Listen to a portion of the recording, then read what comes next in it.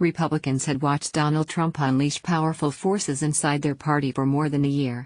On Election Day last year, the question for many inside the GOP was how to deal with those forces once Trump had lost. Few had figured out what it would mean for the party if he won. Democrats were planning. There were lists of cabinet secretaries and the challenge of breaking the deadlock that set in between President Obama and the GOP Congress once President Hillary Clinton was in office. Few had figured out what it would mean for the party if she lost. Over the past year, Republicans have struggled to come together and govern effectively. Democrats have struggled to unite around a common cause, or move on from bitter infighting. But both parties may finally be figuring out how to exist in the Trump era. Republicans know if, ands or buts. It's Trump's party. New York Representative Chris Collins made the smartest bet of his political career when he became the first House Republican to endorse Trump during the 2016 campaign. My constituents love Donald Trump, the Republican said in a recent interview, noting that his loyalty is not lost back home in his suburban Buffalo, New York, district. The number of people that come up to me all the time, and I'm most surprised by how many have young kids, and say, my 8-year-old son, my 12-year-old daughter, they love Donald Trump. Collins' enthusiasm and support for Trump is in striking contrast to the national political climate, where President Trump's approval rating hovers around 38%. The 2016 presidential election divided the nation, and at the one-year mark of that election, those divisions endure. But inside the Republican Party, in the halls of Congress, and among the party's base activists, Trump's command over the GOP is nearly cemented. Here on Capitol Hill, people respect him immensely, Collins said, and he is setting the tone. Some politicians think of themselves as setting the tone, but they're not setting the tone anymore, so, Trump has got them on the edge of their chair. But they all want to go on Air Force One. They all want to go to the Oval Office. Who's in charge? There's no if, ands or buts about who's in charge. It's Donald J. Trump.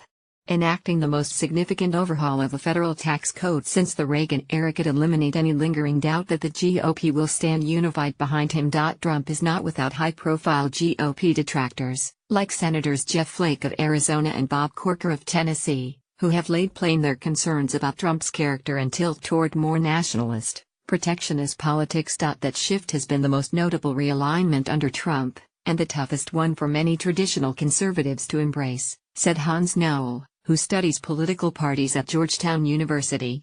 What seems to be changing on the Republican side is that the anti-immigrant, ethno-nationalist identity element is much more central than it had been, Noel said.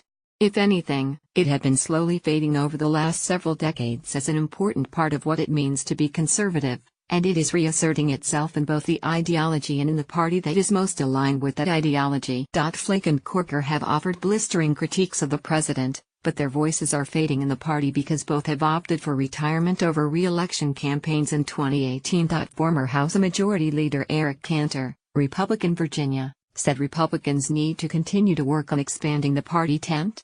Like many Republicans, Cantor believes Trump's victory was due in large part to Clinton's unpopularity and her flawed campaign. In other words, Republicans can't take for granted that the Trump coalition is enough to deliver future victories. Our system is a binary one, it's one or the other, and when the choice on the other side is so bad, the base only play that Donald Trump's been about is going to succeed, said Cantor, who himself lost a historic 2014 GOP primary in a loss that many attribute to a sign of the future rise of Trump. Unlike Flake, Cantor still sees a home for himself inside the GOP, but he warns that Republicans could still lose core portions of their coalition, like suburban, college-educated voters, if Democrats can put up candidates with cross-party appeal.